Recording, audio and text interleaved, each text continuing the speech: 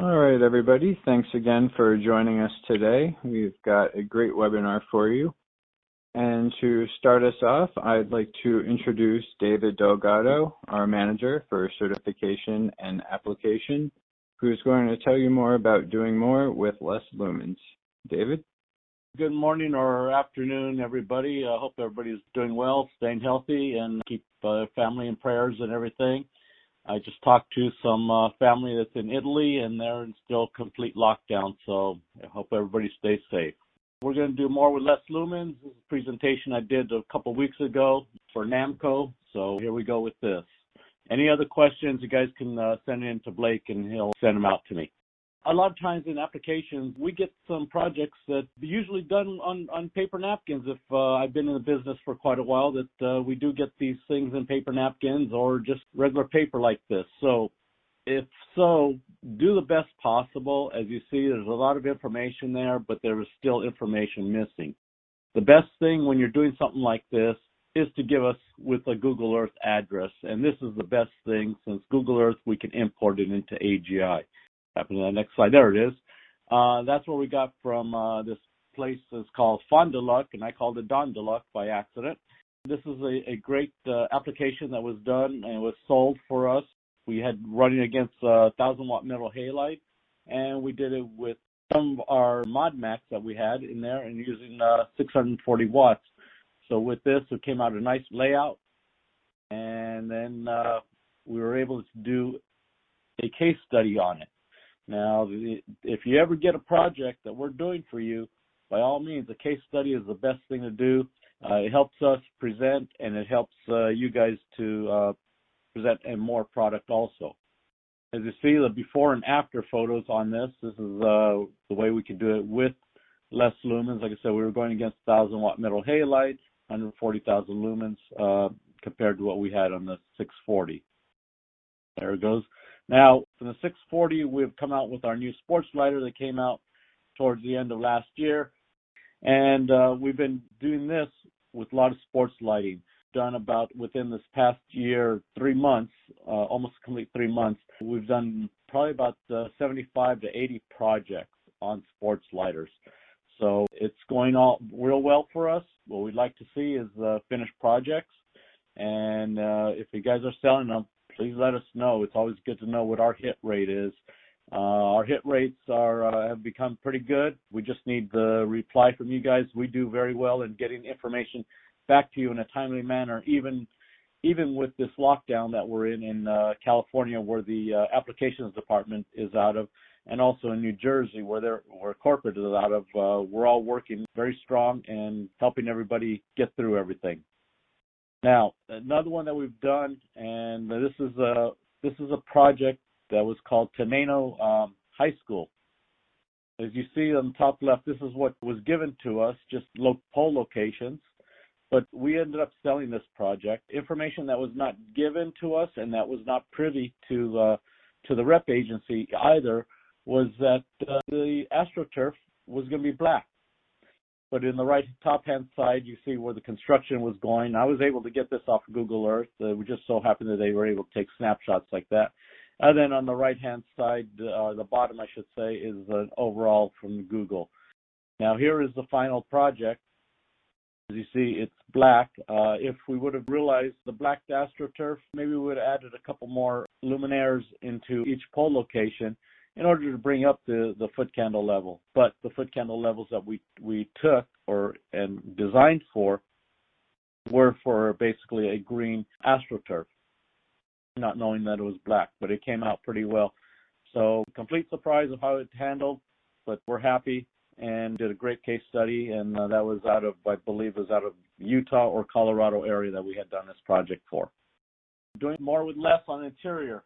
In the past, we've always purchased lamps based on wattage, and still, being I'll say an old timer, that sometimes I still do that. I go by wattages, but knowing what the lumen output packages are, sometimes I revert back to my old ways, but I still know what the new ones are, and we go from there. But in the past, we purchased lamps and luminaires based on wattage or energy that they use, when LEDs are now comparing to lumens instead of watts. The more lumens in a lamp or luminaire, the brighter the output. Well, that's fine and good, but sometimes when you, as a manufacturer, they put too many LEDs inside of a fixture or lamp, what have you, and it just becomes a blob of light. So, this is my statement. All manufacturers should be obligated to use the correct amount of lumens to create an efficient product while controlling glare. And this is also for DLC purposes. They wanted the efficiency, but now more and more they're trying to control the glare coming out of the product since the efficiency is so high coming out of all these luminaires and lamps. So they're trying to control it to go into the correct area that you're looking for. As you see, these outdoor LED lamps on the right-hand side is basically one for using a corn cob for an acorn type product, base up, base down, and using the reflector and refractors and such. And the one on the left-hand side is more for a horizontal, replacing like a metal halide and such. Now, the issue with doing with the horizontal, if you recall, the old high-pressure sodium always fit inside the housing with the reflector, and when you had, say, the difference between a 250 watt to a 400 watt metal halide, there was a difference in the overall length of the lamp itself. So with that being said, they would move the lamp socket, and the lamp sockets would only move so much between 250 to 400. Now, if you're not able to move the lamp socket, over time, one of these lamps will sag on you, and sometimes it'll break the socket. When you're purchasing one of these type of lamps, make sure you're looking for something that's going to have a stems coming off of it, some supports. And we use ours with supports. This one doesn't have the photo with the supports on it, but the two circles are towards the top are where the supports sit in and can support and keep the lamp in a complete horizontal position and does not put pressure onto your socket. As you see here, these are the exterior portion. These are 120 by 120 going up against a 400 watt metal halide lamp type 3 distribution. And as you see, we're using less lumens out of the product and coming out with overall better uniformity because we have been able to direct the lumens in the correct way. As you remember, with an HID, it was a circular lamp, so the lumens coming out of the lamp were all bouncing all over the place, and yet some were going into the reflector and coming back through the lamp, and you're wasting a lot of this energy. So the efficiency compared to from one as a LED, we're at about 100% efficient, and coming out of an HPS or metal halide, there was 60 to 80% efficient. So we had a lot of wasted lumens within that product. Yes, we do use AGI 32. This is our main program that we use. So if, Tom, if you have a project that you're using AGI 32, you've started to work on it using our product and want to send it in so we can complete it for you, by all means, we will do that for you, and we will send you back the AGI 32 file along with a PDF. So if anybody else has that, that's when we will send it. We will not send out our AGI files to you just on a straight request if we have to complete the design on our side. If you want something back so you can modify and do other things, by all means, you have to send in that information. The same thing with sending in to, if you want an AutoCAD, please send us your AutoCAD. Then we will send you a copy of ours back with all our information on there. But we will always send with a PDF to associate because not everybody can open up an AutoCAD file. Okay, and David, we just got one more question in the Q&A about what the mounting height of this project was. The mounting height, I believe, was 30 feet on it. All right, thank you. Okay. Where we're going, where we've been, and on the outdoor lighting, we started out going with 5,000 Kelvin. And majority of people still want to use that, the more blue light. But the AMA was suggesting 2,700 basically for a lot of roadways and such, a lot of street lighting. But recently, everything has been going towards 4,000K, even sometimes 3,500. But we're trying to do more of our projects with the 4,000K. Please be very specific on what Kelvin temperature you're looking for your project that we are working on, and we will get you that information using that correct Kelvin temperature. Talking about the AMA, the IES pushed back on the 2700 and saying that that was way too low, too much in the orange spectrum, and we needed to go up to at least 35 to even 4,000 Kelvin. You know, we still having to control our glare for the direction of outdoor lighting. A lot of times we were coming out, when we came out with products, some of it was just blobs of light we were putting in. We started directing more and more with controls on controlling the LEDs, and the optics have really come about quite a bit compared to 5 to 10 years ago when LEDs were just introduced. The smart cities are picking up. I know the integration of 5G is coming through, pushing with Verizon. San Diego was one that was pushing through. I heard a couple more. I do not remember the other cities doing those, but they're coming about. So basically, they're knowing where you're at. It helps give you directions and restaurants and other things. Some things are good. Some things are, over the top. But just be careful. Sometimes people turn off their Bluetooth or their Wi-Fi systems walking through. Sometimes going into some factories, you do the same thing, or even trade shows, because they'll know exactly where you're at and who you are and such. I know that right now, I think they're trying to find out how close we are to other people in the news for the COVID-19, so they're trying to keep people separated as much as possible. This is the interior. We're going against a 332-watt lamp in a standard classroom, a 30 by 10, and as you see, the room 1 is 60-foot candles, which is the left side with the fluorescent, and the room 2, we're at 50-foot candles with the LED. Now, remember, we're going a little bit lower on our average lumen packages nowadays because everything is going more towards a vertical illumination. You don't need as much down on your desk as much. I know that visiting my grandchildren's classrooms, I got one in the first grade and one in the seventh grade. The seventh grader is more vertical. They're on their laptops, etc., and the first grader is still doing more down on desks. And so they have controls on both classrooms, and which enables the teacher to adjust accordingly, which is great for all this. As you see how the fluorescents were more controlled towards the center, and the LEDs on the right-hand side were a little bit more spread out for everything. So we have more even illumination all the way throughout the entire classroom. And here we go with the efficiency. Efficiency, if you see that, luminary efficiency rating, 88% on the fluorescent compared to 120% on an LED. So we're very efficient, very direct. Spacing criterion is a little bit smaller, but we get enough spacing out of it. So we can go up against a 3-lamp T8 with the 8x8 and 8x10 spacings and come out pretty even. If you're going up against 4-lamp, I ask that you check and make sure that the place that you're going up against 4 lamps are using all 4 lamps. And a lot of times in offices, they're only used 2 out of the 4 lamps, unless you have a lab that you're working on and such. And that's going to be it. You can send everything through our applications team to applications@maxlite.com or directly to myself. And then my office number is there.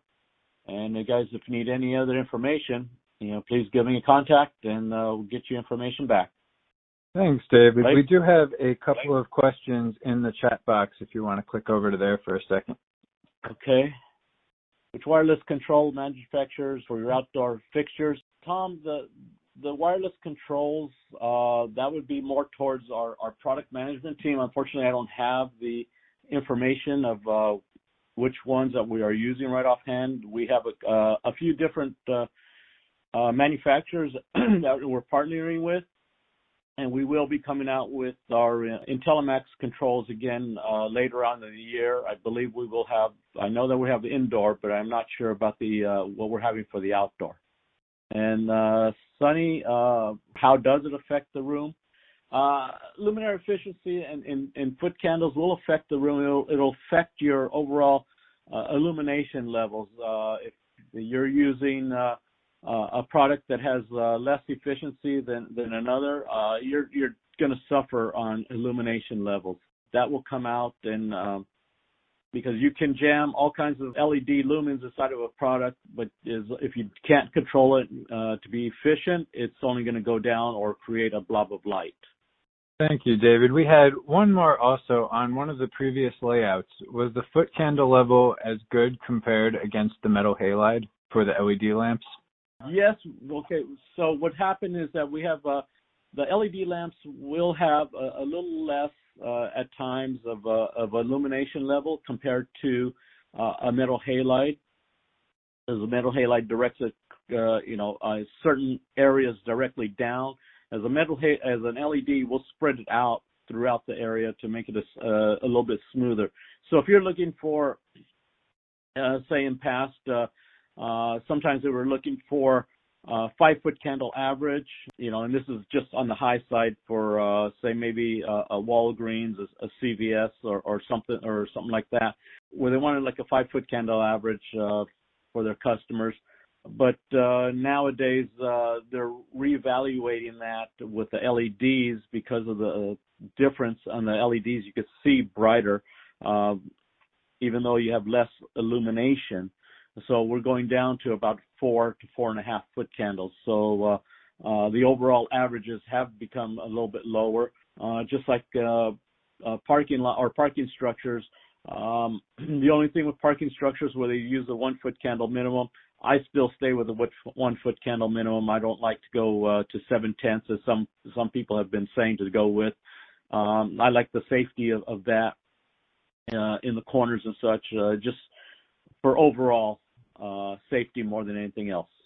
Great. And we've got 2 more here. Do we use Google Maps for exterior layouts? And what is the turnaround time for a layout?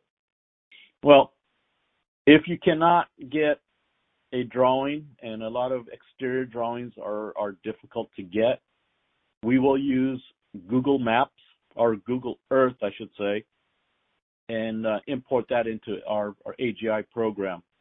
AGI will do a great job of it. Now, there's times where we will have to ask you to go out to the job site or the location to verify where some fixtures are.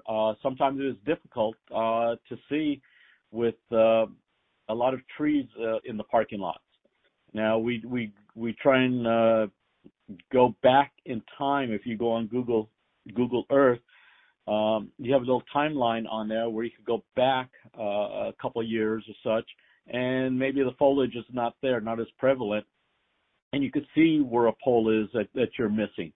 And there is times where there is not, we can't do it, and we're going to have to make an assumption that with the low levels, we'll put a pole there and give you the information, say, we think that their pole is here because the illumination level is so low, please verify.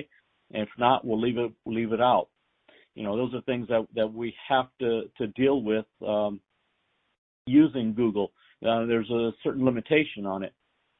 As for turnaround times, we're usually within 1 to 2 day turnaround time. Now, with this COVID-19 going through, we're all working remotely. We're still keeping within a 2-day turnaround time. Sometimes a little bit quicker, but we're pumping things out as quick as we possibly can. We were able to take all our desktops and monitors home and work remotely. But like I said, you can always contact us, and we'll get you the information. I had a phone call early at 6 o'clock this morning. Usually on the road at that time, but no problem. Give us a call, and we'll answer, and we'll get back to you. Okay, great. And I have one more here. If we have any case studies for layouts we've done for explosion-proof situations? Have not received any case studies on any projects that we've done. We've done a few hazardous locations, but as of now, I have not heard anything back. Always the best thing to do would be contact your local salesman, and let them know if you have one that we can use as a case study, and they'll get in contact with our marketing department to put one up.